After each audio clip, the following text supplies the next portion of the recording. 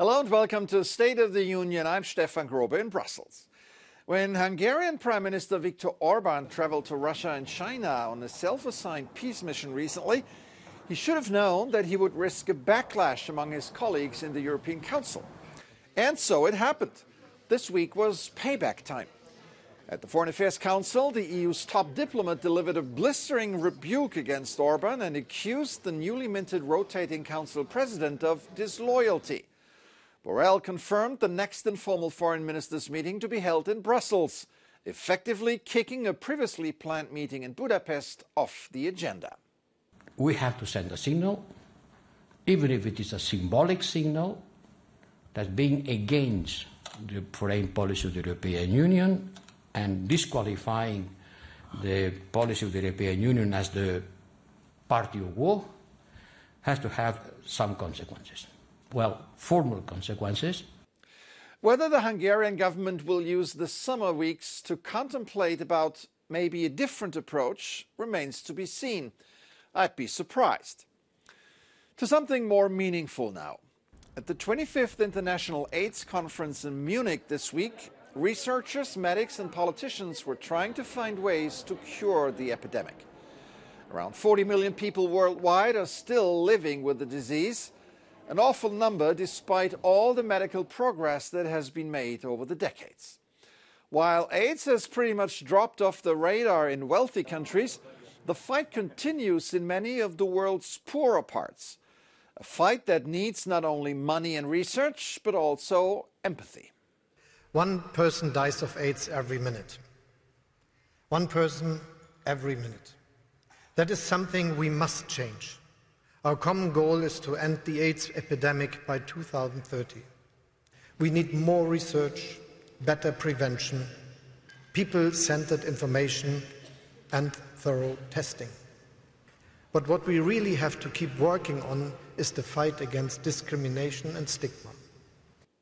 Speaking of a danger to health, the European Cockpit Association of Commercial Pilots launched an ad campaign in Brussels airport bathrooms this week to raise awareness of what they believe to be a massive safety risk.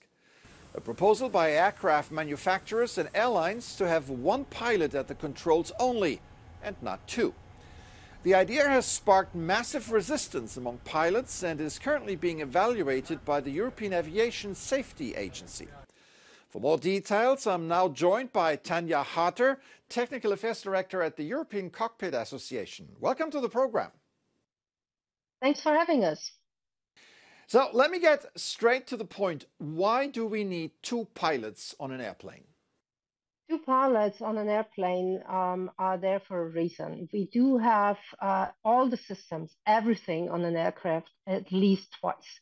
That includes the pilots. Pilots have very distinctive roles.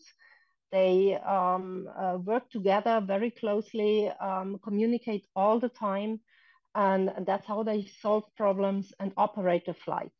So it's always two that are doing this and are thinking about what's ahead and what the issues are.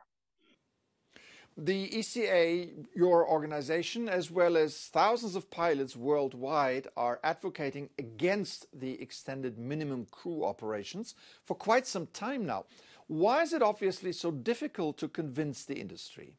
Apparently, it is a very tempting issue for various reasons. One might be a cost-cutting exercise. The other might be the issue of presumed or perceived pilot shortage.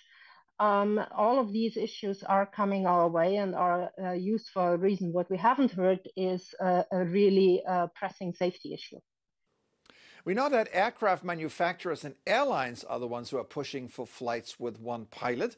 How will the aviation authorities and regulatory bodies react?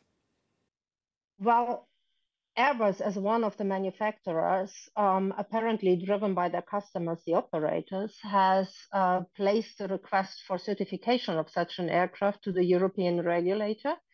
And they are looking into the issue, and the certification process is underway. And on top of that, or accompanying to that, they will start rulemaking, accompanying the whole thing, all the operational side of the house, as far as we know, this fall. So the call for experts has been out, and we are waiting for the rulemaking to start, but it is definitely the plan.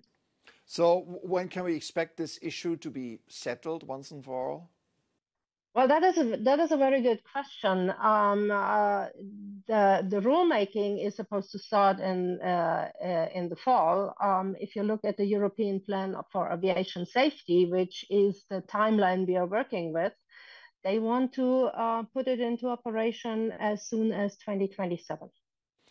All right, we'll be monitoring this closely. Tanja Harter there from the European Cockpit Association. Thank you so much for your insights today.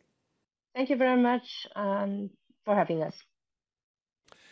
It might be necessary these days to tell pilots about a stunning phenomenon in Cyprus.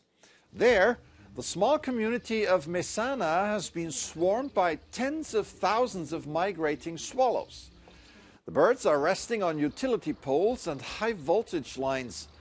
Why the swallows gather there only between 6 and 8 in the morning and then scatter is a mystery. They repeat this process religiously for 2 summer months until they fly to Africa in early September. According to experts, the birds relate to each other and begin travel plans. It might also be a way of organizing their large community. No one knows for certain. Local lore has it that it brings bad luck to those who try to anger the birds. Someone should really tell the pilots. That's it for this edition. I'm Stefan Grobe. Thank you for watching. Have an excellent week.